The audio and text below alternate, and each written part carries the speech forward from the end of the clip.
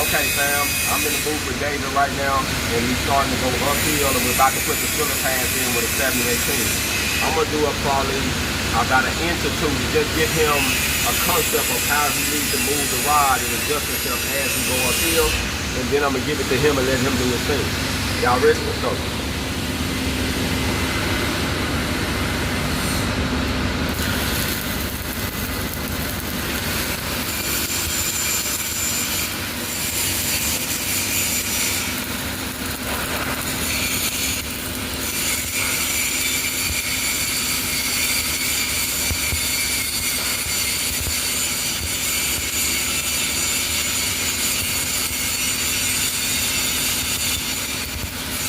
All right, I'm gonna get ready to get out of it.